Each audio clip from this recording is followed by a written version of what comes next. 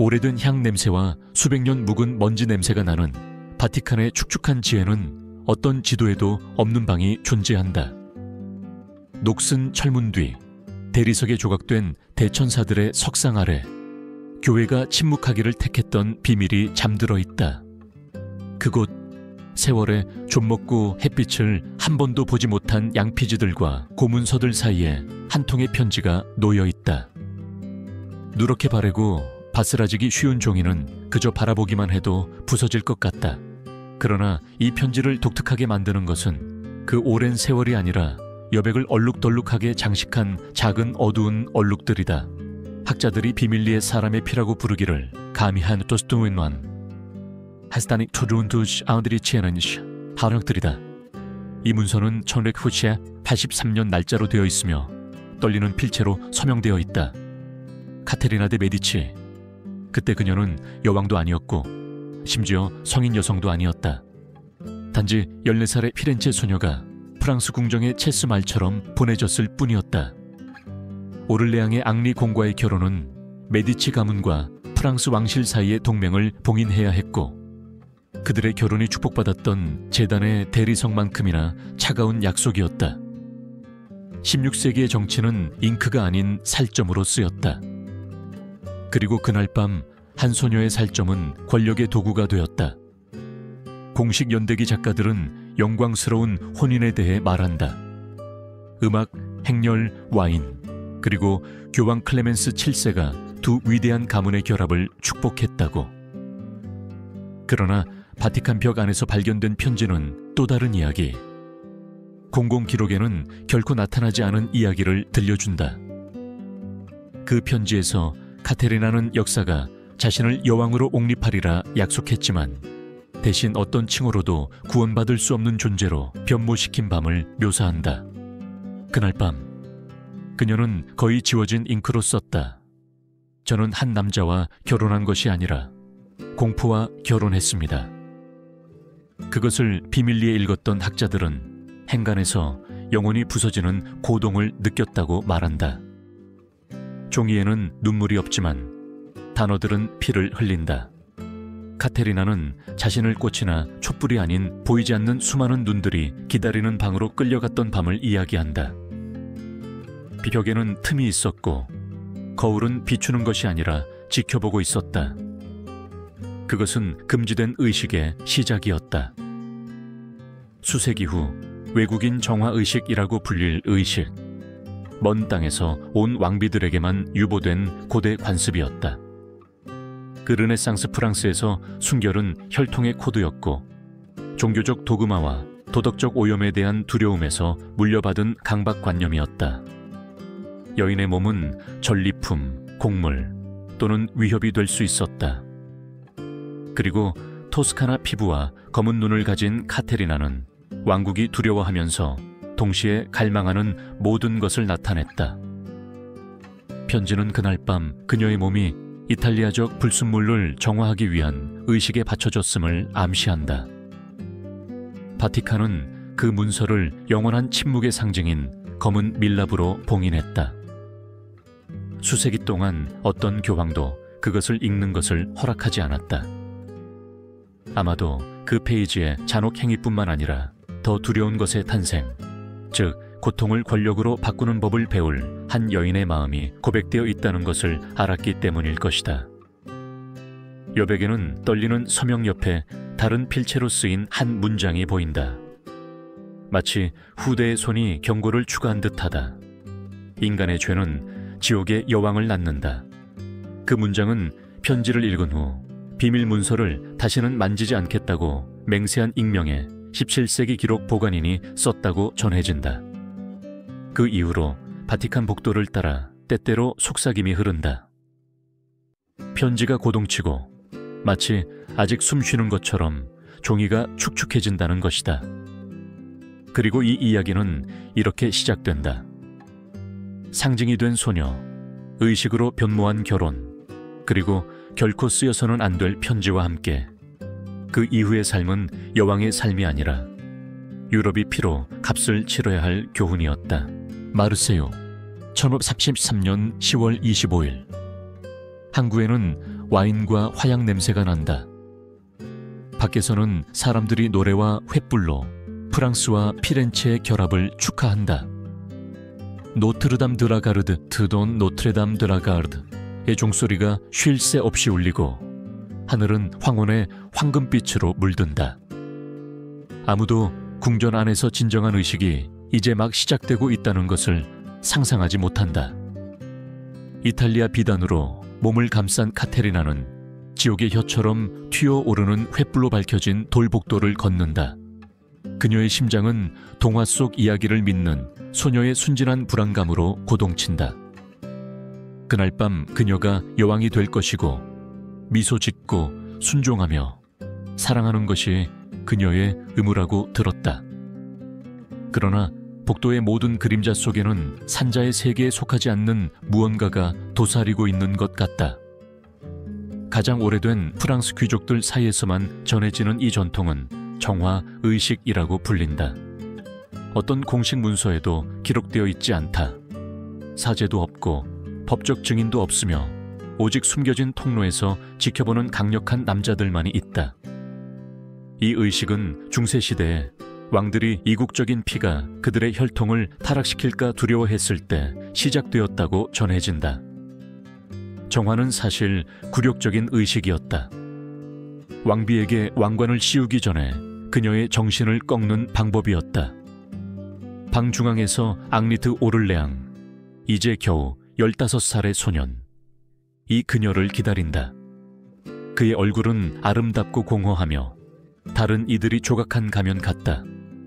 그 가면 뒤에는 진정한 권력이 이름으로 불린다. 디안 드 푸아티에, 그의 34살 된 연인, 그림자 속에서 모든 장면을 지휘하는 여인. 그날 밤 일어날 모든 일은 그녀가 계획했다. 모든 말, 모든 몸짓, 모든 상처. 카테리나가 문턱을 넘어서자 침묵은 살아있는 짐승이 된다.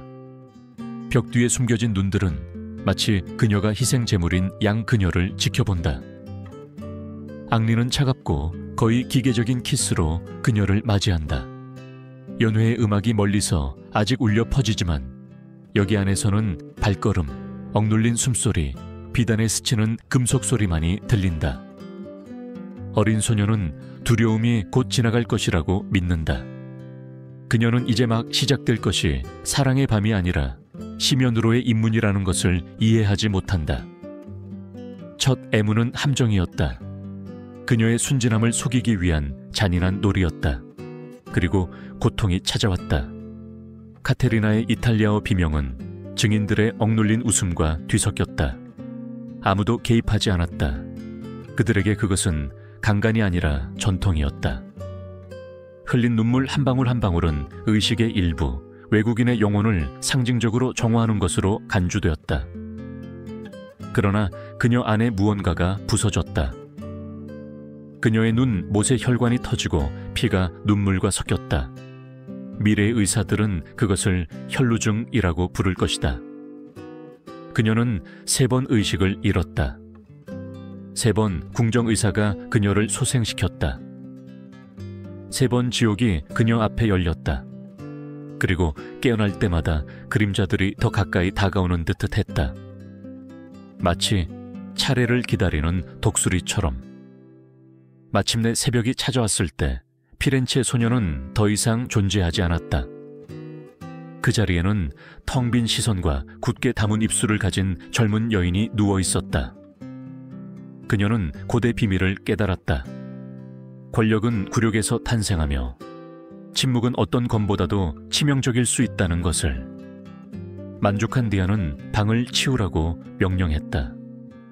지치고 혼란스러운 앙리는 아무 말 없이 물러났다. 귀족들은 숨겨진 통로를 떠나며 오래된 관습이 복원되는 것을 목격했다고 확신했다. 아무도 그 순간 새로운 여왕이 금이나 사랑이 아닌 불과 피로 단련되었으리라고는 상상하지 못했다. 해가 마르세유 위로 떠오르는 동안 카테리나는 창가에 앉아 빛이 바다를 비추는 것을 바라보았다. 그녀의 눈에는 더 이상 눈물이 없었다. 오직 차갑고 거의 금속성 같은 반사만이 있었다. 그녀의 마음속에서 한 문장이 조용한 맹세처럼 반복되었다. 모든 얼굴을 기억할 것이다. 삶의 시작이 되어야 했던 그날 밤은 훨씬 더 어두운 것의 탄생이 되었다. 수십 년에 걸쳐 싹트게 될 복수의 씨앗이었다. 마르세유 궁전은 향과 엎질러진 와인 향기 속에서 깨어났다. 하인들은 파티의 잔해를 치웠고 지친 악사들은 악기 옆에서 잠들어 있었다. 아무도 어린 공작 부인에 대해 묻지 않았다. 궁정에서는 침묵이 말보다 더 무거웠기 때문이다. 카테리나는 얼룩진 침대 시트 위에서 미동도 없이 방에 머물러 있었다. 육체적 고통은 그녀 안에서 타오르는 보이지 않는 상처에 비하면 그림자에 불과했다. 밖에서는 종들이 새로운 날을 알렸다. 안에서는 녹은 밀랍과 금속 냄새가 났다. 카테리나는 울지 않았다. 그녀는 밤새도록 천장을 바라보며 언제 사랑이 벌로 변했는지 이해하려 애썼다. 왕실 결혼식과 하느님이 축복한 언약에 대해 들었지만 그 침대에서 그녀는 전통으로 위장한 악마의 존재만을 느꼈다. 한여들이 새벽에 들어왔다. 그중 한 나이든 여인이 그녀를 망토로 덮으려 했다. 그녀는 젊은 여인의 눈을 보았다. 빨갛고 충혈되고 거의 검은색이었다. 그리고 시선을 돌렸다. 끔찍한 일이 일어났다는 것을 알았지만 프랑스 궁정에서는 금지된 것에 대해 이야기하지 않았다. 침묵은 생존의 첫 번째 규칙이었다. 그때 카테리나는 아무도 자신을 구하러 오지 않을 것임을 깨달았다. 살고 싶다면 그림자 속에서 통치하는 자들의 언어, 즉 인내와 기억을 배워야 한다는 것을. 다음 며칠 동안 그녀는 궁전 복도를 유령처럼 돌아다녔다. 궁정 사람들은 호기심과 경멸이 섞인 시선으로 그녀를 바라보았다. 어떤 이들은 숨어서 웃었고 어떤 이들은 동정을 가장했다. 아무도 그 흐릿한 눈빛의 소녀가 의식의 밤에 있었던 모든 몸짓, 모든 웃음, 모든 말을 마음속에 새기고 있으리라고는 상상하지 못했다. 그 남자들과 여자들 각자는 언젠가 목록의 한 표시가 될 것이었다. 방의 고독 속에서 카테리나는 글을 쓰기 시작했다. 편지가 아니라 조각들이었다. 이름, 세부사항, 냄새, 소리. 그것은 잊지 않기 위한 그녀의 방식이었다. 주술의 한 형태였던 것이 규율로 변모했다. 글쓰기는 그녀의 피난처, 고해성사, 그리고 나중에는 그녀의 무기가 되었다. 그 글을 통해 소녀는 수치심에서 살아남는 방법을 찾았다. 같은 주에 교황은 프랑스 왕에게 축하 메시지를 보냈다. 로마에서는 연대기 작가들이 두 가문의 결합이 신성한 승리라고 썼다. 정화의식은 아무도 언급하지 않았다. 역사는 언제나 승자들이 썼다. 그러나 카테리나는 왕국들 간의 언약의 대가, 즉 교환 화폐로 변한 여인의 몸값을 이해하기 시작했다. 저녁이 되자 그녀는 거울을 보았다. 거울의 표면은 그녀가 알아볼 수 없는 이미지를 돌려주었다. 창백하고 입술이 굳게 다물려 있으며 시선이 강철처럼 변한 젊은 여인이었다. 어린 시절에는 거울이 영혼의 문이라고 들었다. 그러나 그녀가 비친 것은 영혼이 아니라 균열이었다. 나는 죽었다. 그녀는 생각했다. 단지 아직 숨 쉬고 있을 뿐이다. 그날부터 그녀의 교육은 새로운 목적을 얻었다. 라틴어, 철학, 점성술 수업은 더 이상 단순한 지식이 아니라 도구였다. 수도원에서 배웠던 기도문은 권력의 공식으로 변했다. 카테리나는 해부학자의 차가움으로 세상을 관찰하기 시작했다. 이해하기 위해서가 아니라 해부하기 위해서였다. 한편 앙리는 디안 드 푸아티에의 지도 아래 왕자의 삶을 이어갔다. 그가 심었던 폭풍에는 무관심했다. 그는 아내가 자신의 의지가 없는 유순한 피조물이라고 믿었다. 궁정의 누구도 그 고요한 얼굴 뒤에서 계산적인 마음이 깨어나기 시작하고 있다는 것을 의심하지 않았다. 밤마다 카테리나는 마르세유의 바다, 벽 뒤에 숨겨진 얼굴들을 꿈꿨다. 그 꿈에서 그들 각자는 보이지 않는 손에 쓰러지는 채수말처럼 하나씩 쓰러졌다. 그녀는 땀에 젖어 깨어났지만 얼음처럼 맑은 느낌을 받았다. 소녀는 죽었다. 그 자리에서 전략가가 태어나기 시작했다. 그리고 새벽의 빛이 다시 하늘을 물들였을 때 카테리나는 눈을 감기 전에 그녀의 공책에 마지막 문장을 썼다. 고통이 나를 죽이지 않았다.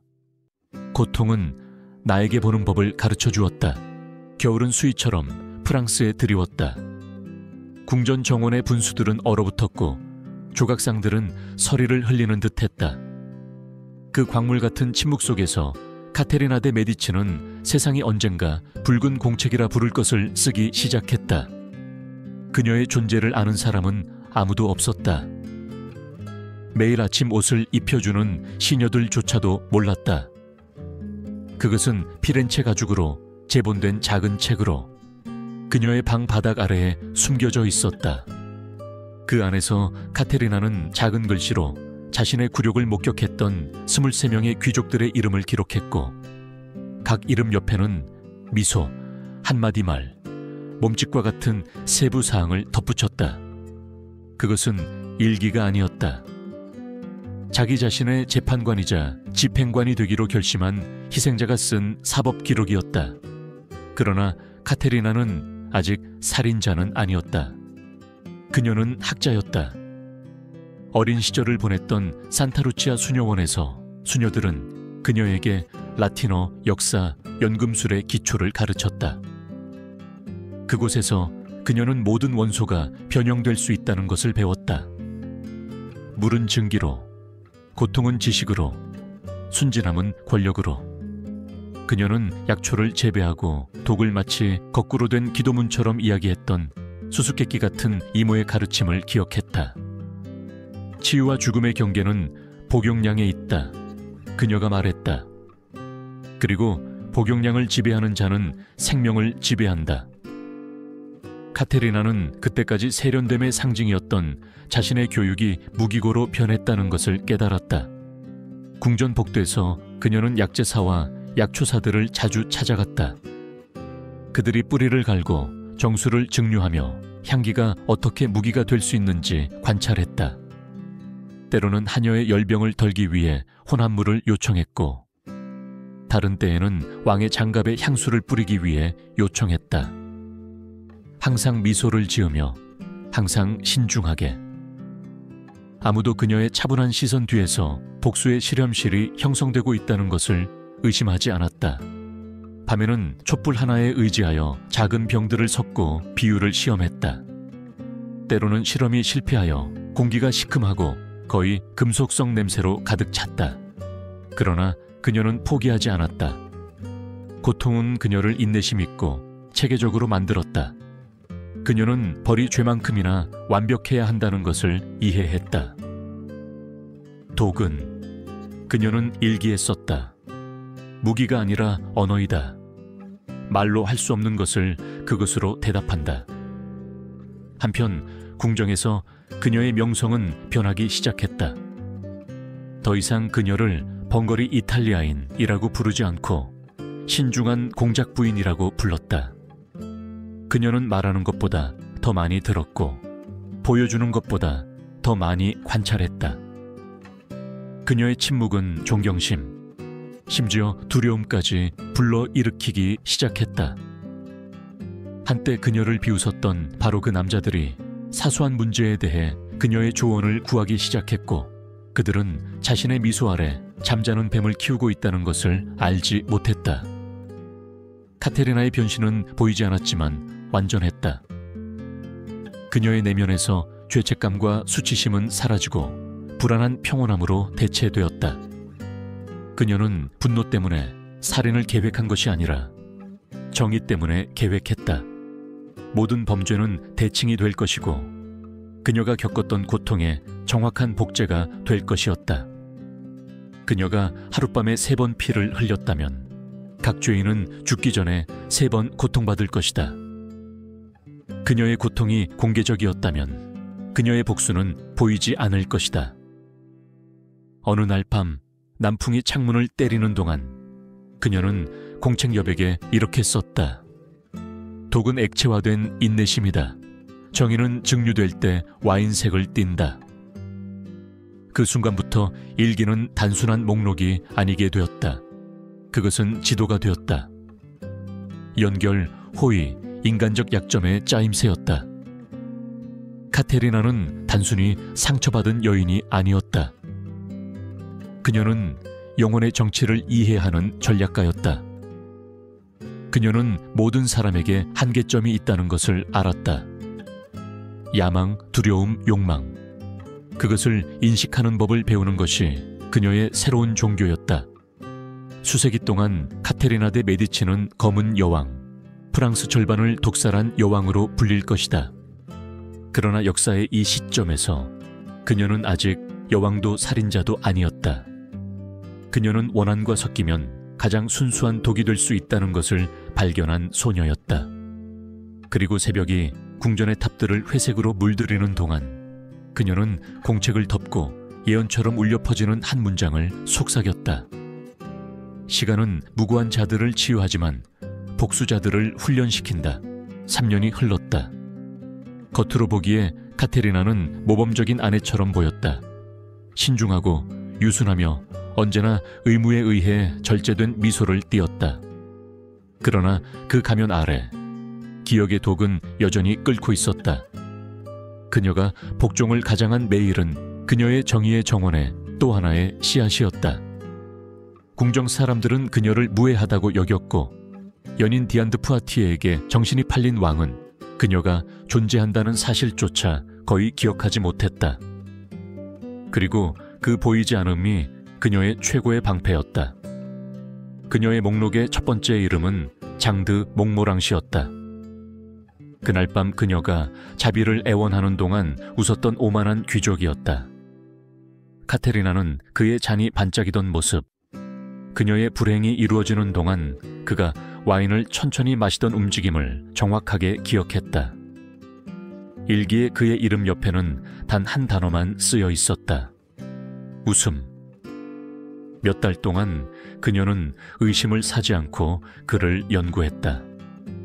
그가 몇 시에 식사하는지, 어떤 와인을 선호하는지, 누가 그의 음식을 준비하는지 알았다. 그녀는 퐁텐블로 숲으로 사냥을 초대하며 친구의 예의로 미소를 지었다. 이어진 점심 식사에서 카테리나는 우정을 기념하여 프로방스산 달콤한 와인 한 병을 선물로 내밀었다. 아무도 의심하지 않았다. 장은 맛있게 마시며 그녀의 선택을 칭찬했다. 몇 분 후 그는 떨기 시작했다. 얼굴은 잿빛으로 변했고 입술은 분홍빛 거품으로 얼룩졌다. 그는 경련을 일으키며 20명의 손님들 앞에서 죽었다. 궁정에서는 비극적인 소화불량이라고 말했다. 카테리나는 조용히 울었다. 그녀의 방의 고독 속에서 그녀는 일기를 열고 그의 이름 위에 선을 그었다. 하나. 그녀는 썼다. 그리고 나서 거의 종교적인 평온함으로 독에 대한 설명을 덧붙였다. 수개월 동안 인내심을 가지고 제주한 동미나리와 수은의 혼합물이었다. 그녀는 그것을 자비의 묘약이라고 불렀다. 죽어가는 자의 모든 경련이 그녀에게는 하늘로 돌려보내는 기도였기 때문이다. 몽모랑시의 죽음은 조용한 사슬의 시작이었다. 다음 몇 년 동안 23개의 이름은 하나씩 사라지기 시작했다. 어떤 이들은 미스터리한 병에 걸려 쓰러졌고 다른 이들은 연회에서, 사냥에서, 여행 중에 죽었다. 모두 비슷한 증상을 보였다. 떨림, 출혈, 갑작스러운 발열. 우연의 일치가 너무나 정확하여 저주처럼 보였다. 소문이 퍼졌다. 궁정에 그림자가 떠돈다. 죄의 피가 정의를 찾는다. 아무도 커튼 뒤에서 죽음의 그물을 짜고 있는 젊은 여왕을 의심하지 않았다. 카테리나는 손을 더럽히지 않고 죽이는 법을 배웠다. 그녀의 방법은 화학과 심리학 사이의 정밀한 춤이었다.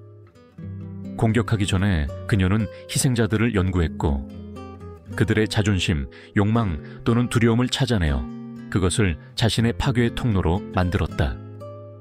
선물, 꽃, 치명적인 정수로 스며든 장갑, 신뢰만큼 빠르게 독을 퍼뜨리는 것은 없다. 죽음마다 그녀는 강해졌다. 이전에 그녀를 억압했던 고통은 새로운, 거의 신성한 느낌으로 변모했다. 운명을 지배하는 느낌이었다. 그녀는 쾌락 때문이 아니라 균형 때문에 그렇게 했다. 세상은 그녀는 일기에 썼다. 자신이 가져간 것을 돌려받을 때만 숨 쉰다. 그러나 그녀의 복수는 맹목적이지 않았다. 카테리나는 진정한 적이 그 남자들이 아니라 그들을 만들어낸 이념이라는 것을 알았다. 여성의 몸을 구경거리로 만드는 남성 권력, 침묵을 축복하는 교회, 강간을 의식이라고 부르는 귀족, 그녀가 흘린 모든 독은 그녀의 마음속에서 세상의 질서에 대한 수정이었다. 그녀의 목록이 짧아질수록 그녀의 명성은 커졌다. 그녀는 더 이상 무시당하는 아내가 아니었다. 사람들은 불안한 존경심으로 그녀를 바라보기 시작했다. 대사들은 그녀의 지성을 이야기했고 궁정 사람들은 그녀의 평온함을 이야기했다. 그러나 그 평온함이 화산의 표면이라는 것을 아무도 이해하지 못했다. 어느 날 밤 왕실 예배당에서 기도 소리를 들으면서 카테리나는 황금 십자가를 바라보며 생각했다. 하느님은 그날 밤 침묵하셨지만 저는 그렇지 않을 것입니다. 그녀는 눈을 감았고 그녀의 영혼의 침묵 속에서 1983년의 웃음소리를 다시 들었다. 천천히 영원히 사라져가고 있던 그 웃음소리를. 복수의 힘은 폭력에 있는 것이 아니라 기다림에 있었다. 그리고 카테리나는 모든 훌륭한 연금술사처럼 기다릴 줄 알았다. 의심받지 않고 지나가는 하루하루가 승리였다. 지워진 이름 하나하나가 자신의 구원에 한 걸음 더 다가서는 것이었다. 굴욕당했던 소녀는 영원히 사라졌다. 그 자리에는 새로운 인물이 떠올랐다. 진정한 정의는 선포되는 것이 아니라 침묵 속에 실행된다는 것을 이해하는 전략가였다. 간단히 제거될 수 없는 여인이 있었다. 그녀의 이름을 지우기 위해 동미날이나 수은만으로는 충분하지 않았다. 왕의 연인인 디안드 푸아티에는 권력의 여사제였고 위선과 쾌락 숭배 위에 세워진 궁정의 거울이었다. 그녀는 정화의 밤을 지휘한 사람이었고 카테리나의 결혼을 구경거리로 만든 사람이었다. 디아는 단순한 증인이 아니었다. 그녀는 카테리나의 굴욕을 설계한 건축가였다. 카테리나는 처음부터 그것을 알고 있었다. 그녀의 일기에서 디안의 이름은 검은 잉크가 아니라 금으로 쓰여 있었다. 그녀를 용서해서가 아니라 그녀의 몰락이 장엄해야 했기 때문이었다. 디안에 대한 복수는 빠르지도 명백하지도 않을 것이다.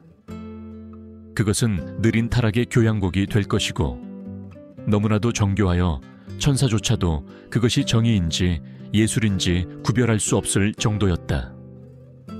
겉으로는 두 여인이 화해한 듯 보였다.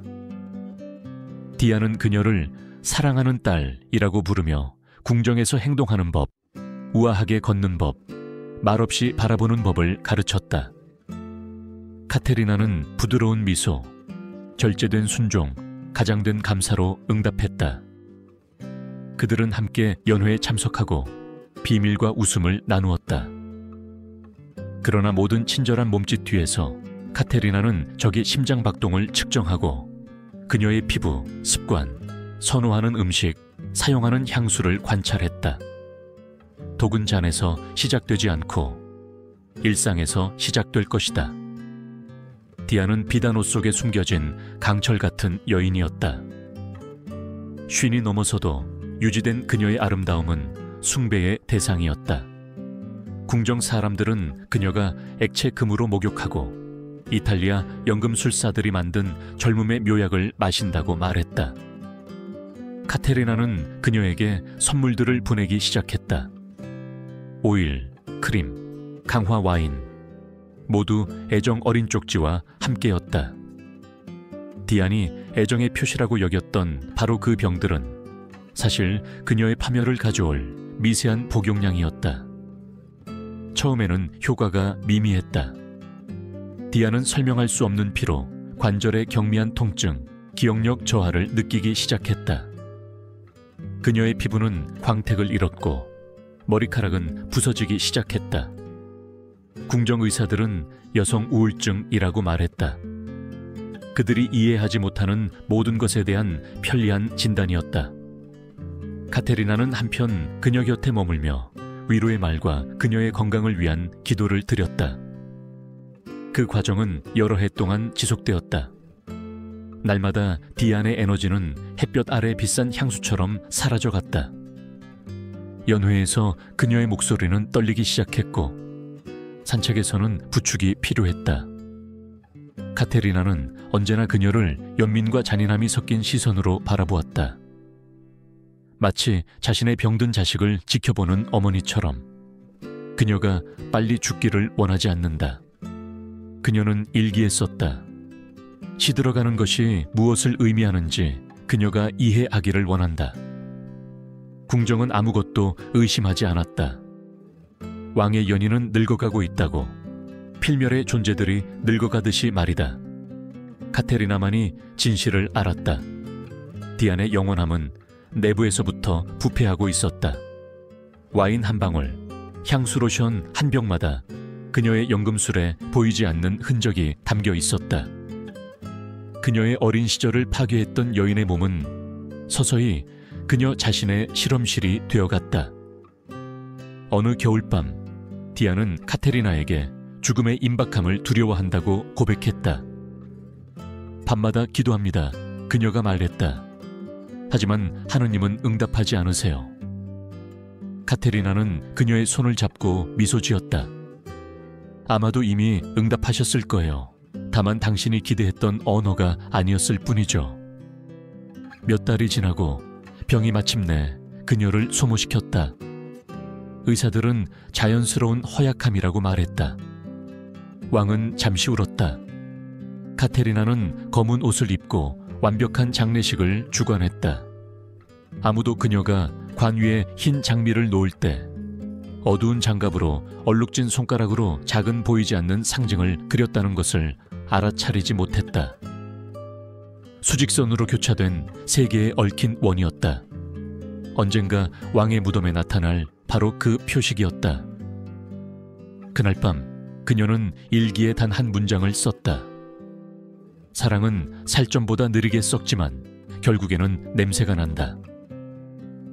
궁전은 평소의 리듬대로 흘러갔다. 연회, 유희, 음모.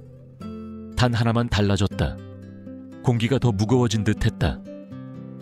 마치 죽음 자체가 귀족들과 함께 저녁 식사에 앉아 있는 것 같았다. 그러나 카테리나는 평온하게 잠들었다. 디아는 최고의 시험이었고 그녀를 확실히 자신의 주인으로 만든 희생이었다.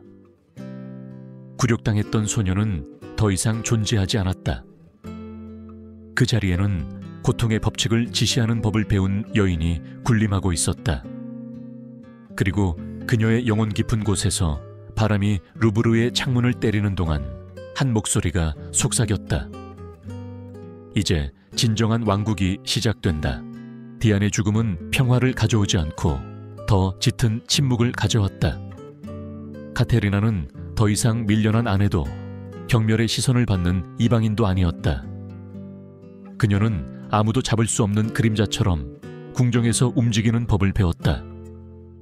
그녀의 영향력에 대한 소문이 증폭되기 시작했다. 사람들은 그녀가 아무도 알아서는 안 될 것들을 알고 있다고 말했다. 대신들의 약점, 여인들의 은밀한 사랑, 궁전 사제들이 조용히 고백한 죄들. 그녀의 지성은 가장 미묘한 독이었다. 다음 몇 년 동안 시대는 변했다. 이제 왕이 된 앙리는 카테리나의 조언에 점점 더 의존했다. 대사들은 그녀를 불안할 정도로 침착한 여성으로 묘사했다. 몇 시간 동안 경청하고 전체 조약의 균형을 뒤흔드는 한 문장으로 답변할 수 있는 사람이었다.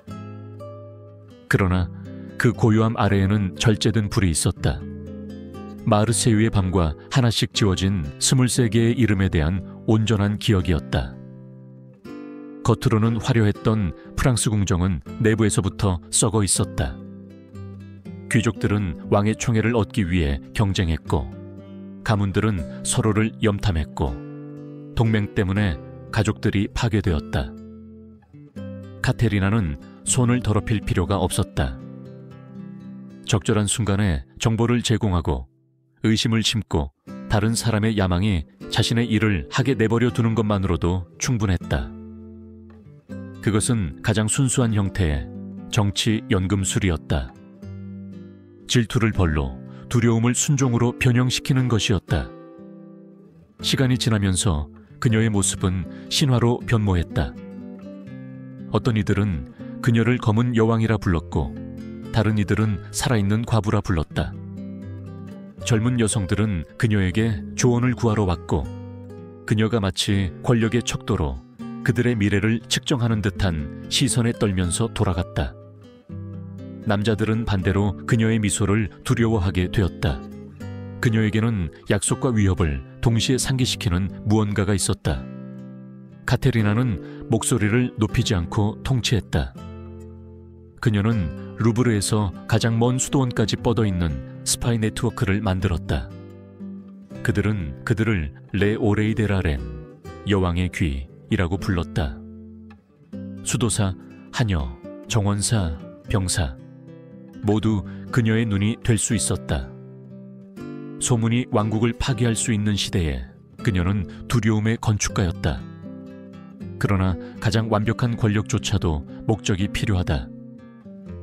디안이 죽었을 때 카테리나는 처음으로 알 수 없는 공허함을 느꼈다. 복수는 그녀의 원동력이었고 존재 이유였으며, 이제 눈에 보이는 적이 없자 과거가 질문의 형태로 되돌아왔다. 그녀는 자유로웠을까? 아니면 그날 밤의 포로로 남아있었을까? 이전에 순종했던 그림자들이 그녀에게 의심을 속삭이기 시작했다. 바로 그때 그녀의 관심은 개인들보다 더 큰 것, 즉 왕국 자체의 구조로 향했다. 프랑스는 가톨릭교도와 개신교도, 신앙과 이단으로 나뉘어 있었다. 거리에서는 두려움과 화약 냄새가 났다. 카테리나는 자신의 어린 시절을 불태웠던 바로 그 불이 이제 나라의 기반 아래에서 타오르고 있다는 것을 깨달았다. 그리고 그녀는 그것을 사용하기로 결심했다. 그녀는 일기에 썼다. 도구로 죽이지 않는다. 법령으로 죽인다. 그렇게 그녀의 조용한 통치가 시작되었다. 그림자 속에서 그녀는 결혼, 동맹, 전쟁, 조약을 조종했다. 그녀는 유럽 역사를 형성할 사건들의 배후였다. 그러나 모든 결정, 모든 음모는 또한 일종의 주술이었다. 왜냐하면 궁극적으로 프랑스 전체는 그녀에게 자신의 상처의 반영이었기 때문이다. 굴욕과 희생 위에 세워진 왕국이었다. 종종 불면의 밤에 그녀는 일어나 루브르의 복도를 거닐었다. 촛불은 벽에 그녀의 그림자를 드리웠다. 길고 늘어져 있고 비인간적이었다. 그녀는 왕들의 초상화 앞에서 멈춰 서서 그들 중 누구도 진정한 권력을 이해하지 못했다고 생각했다. 권력은 다른 사람들을 지배하는 것이 아니라 견딜 수 없는 것을 이겨내는 것이었다. 마르세유의 소녀는 그 교훈을 피로 배웠다. 그리고 이제 여왕으로서 그녀는 온 세상이 그것을 배우도록 만들었다. 파리, 1559년 7월. 도시는 스페인과의 평화 조약을 축하했고 공기에는 와인, 땀, 여름 먼지 냄새가 났다. 투르넬 호텔 앞 광장에는 왕실 토너먼트를 위한 관람석이 세워져 있었다. 수천 명의 구경꾼들이 앙리 2세 왕이 마상 창시합에서 자신의 기량을 뽐내는 것을 보기 위해 모여들었고, 검은 베일에 쌓인 왕비는 발코니에서 지켜보고 있었다. 아무도 몰랐지만 그날이 왕이 햇볕 아래서 말을 타는 마지막 날이 될 것이었다.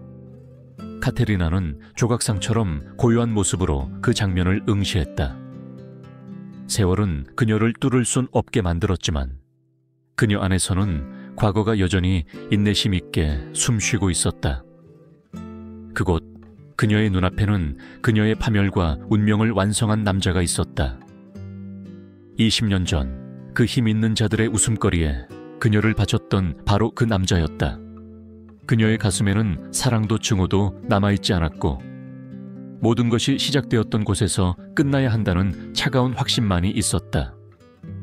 피 속에서 왕국 최고의 기수 중 한 명인 가브리엘 드 몽고메리 기사는 결투를 준비했다. 자신감에 찬 앙리는 투구 뒤에서 미소 지었다. 카테리나는 높은 곳에서 고개를 숙이고 손가락을 깍지 꼈다. 연대기 작가들은 나중에 그녀가 기도하고 있었다고 말할 것이다. 아마도 그랬을 것이다. 그러나 왕의 영혼을 위해서가 아니라 운명의 완성을 위해서였다. 충돌은 잔혹했다. 창들은 산산조각 났고 그중 하나가 왕의 투구 가리개를 뚫고 오른쪽 눈을 관통했다. 광장에는 절대적인 침묵이 깔렸다. 이내 비명소리가 터져 나왔다. 의사들이 달려왔다. 카테리나는 움직이지 않았다. 그저 연금술사가 자신의 혼합물의 결과를 기다리는 것과 같은 차분함으로 지켜볼 뿐이었다. 열흘 동안 왕은 열병과 망상 속에서 고통스럽게 죽어갔다. 그의 몸은 뒤틀리고 그의 정신은 환상 속에 녹아들었다. 의사들은 감염에 대해 말했지만 부패는 너무 빠르고 너무 정확해 보였다. 몇 년 후 기록 보관소에 보존된 창조각을 조사했을 때 그 표면에서 알 수 없는 유기물질의 흔적이 발견되었다. 담즙과 부식성 약초 추출물의 혼합물로 피렌체 약제사들이 죽음 전에 고통을 연장하는 데 사용했던 것과 유사한 화합물이었다. 아무도 소리내어 말하지 않았지만 모두 그녀를 생각했다. 카테리나는 결코 아무것도 인정하지 않았다. 그녀는 밤마다 왕의 침대 옆에 앉아 그의 손을 잡고 조용히 기도했다. 의사들은 그녀의 헌신을 칭찬했지만 그 역설은 몰랐다. 어둠 속에서 앙리의 몸은 땀과 경련에 떨었지만 왕비의 눈은 마르지 않았다. 열흘째 되는 날 왕의 심장이 멈추자 카테리나는 몸을 숙여 그의 귀에 속삭였다. 아무도 그 말을 듣지 못했다. 어떤 이들은 기도였다고 말했다. 다른 이들은 작별 인사였다고. 그의 무덤에는 석공들이 특이한 상징을 새겼다.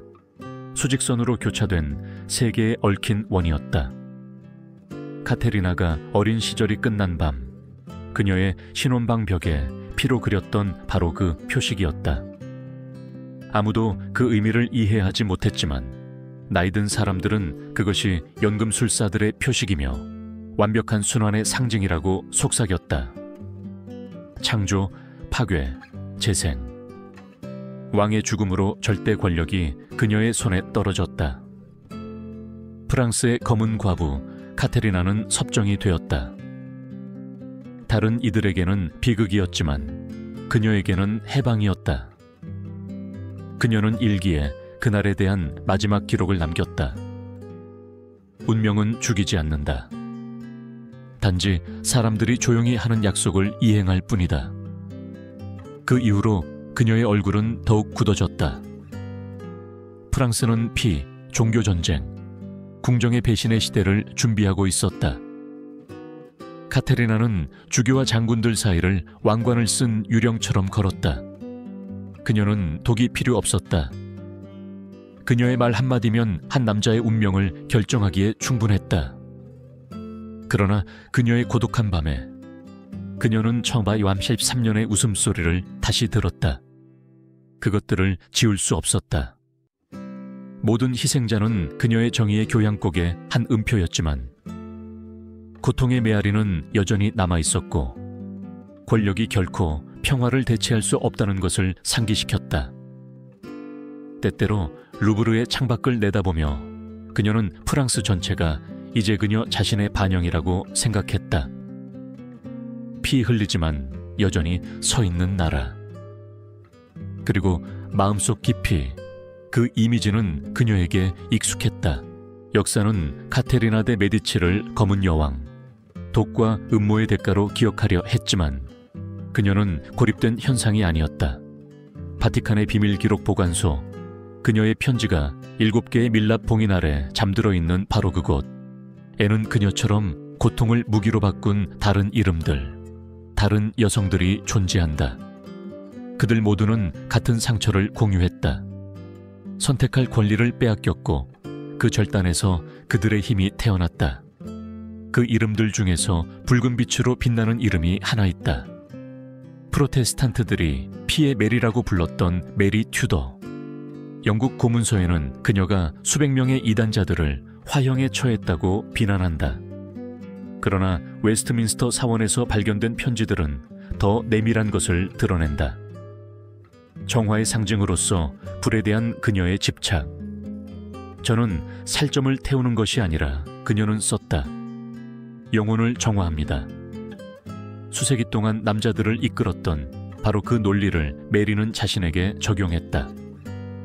카테리나처럼 그녀는 여성의 울음을 경멸하는 세상에서는 오직 공포만이 존경을 가져다 준다는 것을 이해했다.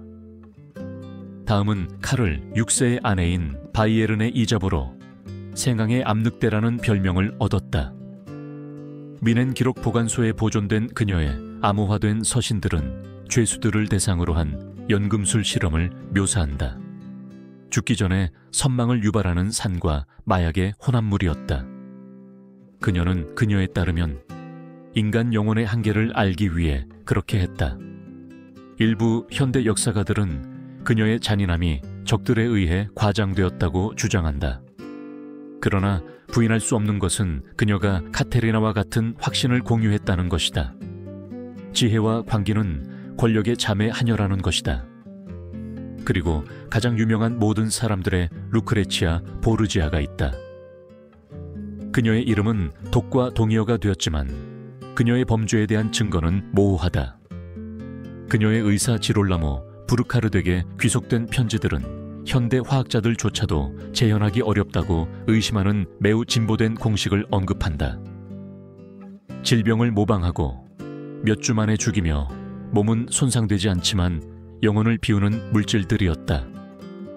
루크레치아는 배신이 법인 환경에서 살아남는 법을 배웠다.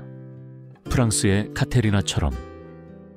둘 다 두려움을 정밀함으로, 복종을 과학으로 변모시켰다.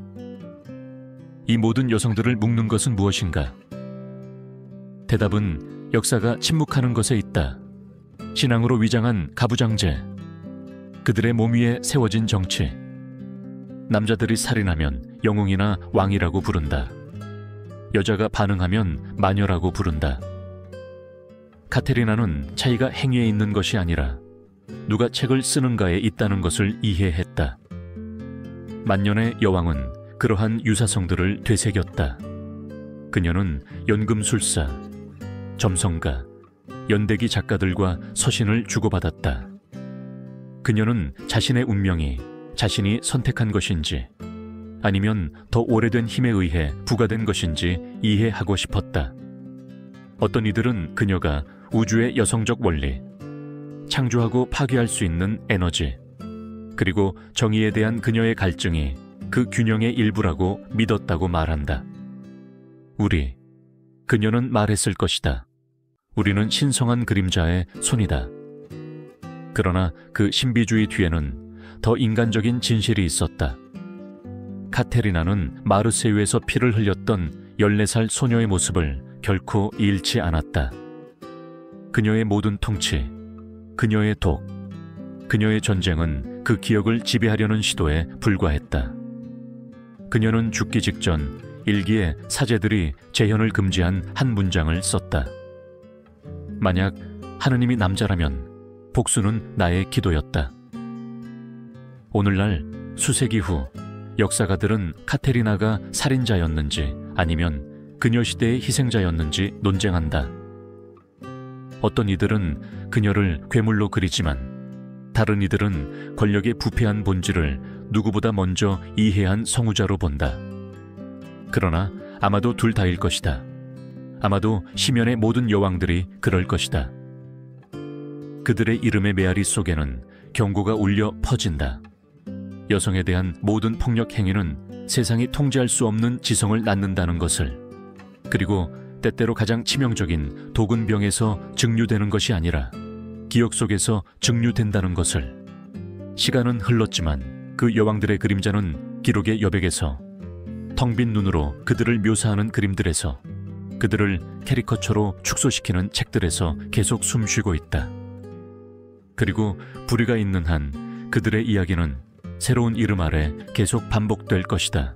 만년에 카테리나는 새벽에 루브르 정원을 혼자 거닐었다고 한다. 안개가 조각상들을 덮었고 그녀의 실루엣은 그림자들과 뒤섞였다. 그녀는 언제나 같은 책을 팔 아래 끼고 다녔다. 붉은 가죽으로 재본된 공책이었다. 하인들은 그것을 기도서라고 믿었지만 사실 그것은 그녀의 일기였고 40여 년 전 마르세유에서 시작했던 것이었다. 그 페이지들에는 기도, 공식, 고백들이 뒤섞여 있었다. 때때로 해가 나무들 사이로 겨우 모습을 드러낼 때 여왕은 그것을 펼치고 어린 소녀의 떨리는 필체로 쓰인 자신의 글을 다시 읽었다. 모든 얼굴을 기억할 것이다. 그녀는 약속을 지켰다. 그러나 어떤 대가를 치렀을까? 세월이 흐르면서 정의와 단죄 사이의 경계는 지워졌다. 그녀는 적들과 연인들, 심지어 자식들보다도 오래 살았다. 그녀는 종교 전쟁 속에서 프랑스를 통치하며 자신이 상상했던 것보다 더 많은 피를 흘렸다. 그럼에도 불구하고 차가운 밤에는 그 남자들의 웃음소리가 여전히 그녀를 괴롭혔다. 과거는 죽일 수 없다. 단지 형태만 바꿀 뿐이다. 어느 날 밤 이미 노인이 된 카테리나는 아무도 자신을 방해하지 말라고 요청했다.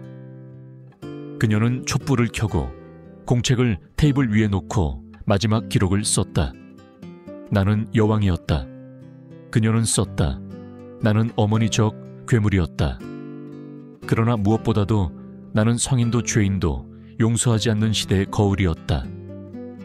아무도 나의 눈물을 기억하지 못할 것이다. 오직 나의 독만을. 아마도 그것이 공정할 것이다. 아니면 아닐 수도. 그녀는 펜을 옆에 놓고 피곤한 눈에 비치는 불꽃을 응시했다. 촛불은 그녀의 삶처럼 천천히 타들어갔다. 그 순간 그녀는 자신이 했던 모든 것, 고통, 죽음, 음모, 이 오직 하나의 뿌리에서 비롯되었음을 이해했다. 두려움, 권력에 대한 두려움이 아니라 의식의 무방비한 소녀로 다시 돌아가는 것에 대한 두려움이었다. 그리고 그 두려움은 마침내 그녀는 깨달았다. 결코 그녀를 떠나지 않았다. 다음 날 그녀는 침대에서 죽은 채 발견되었다. 고요하게 일기를 가슴에 다든 채. 표지에는 금으로 새겨진 상징이 그녀의 유산을 반복했다. 수직선으로 교차된 세 개의 얽힌 원이었다. 시신을 준비한 수도사들은 제스민과 쓴 아몬드가 섞인 이상한 향수를 맡았다고 맹세했다. 비소 냄새였다. 아무도 그것이 자살이었는지 아니면 자신의 운명에 대한 마지막 헌사였는지 알지 못했다. 바티칸은 일기를 원본 편지와 함께 봉인하라고 명령했다. 그들은 그것을 비밀 기록 보관소에 가두었고 그곳에 오늘날까지 침묵의 약속으로 보관되어 있다. 부분적으로 접근했던 역사가들은 마지막 페이지들이 라틴어로 쓰여 있다고 확언한다. 거꾸로 된 기도처럼 용서는 신에게 속하고 기억은 단죄받은 자에게 속한다. 아마도 그 말들이 결코 세상에 드러나지 않는 것이 더 나을 것이다.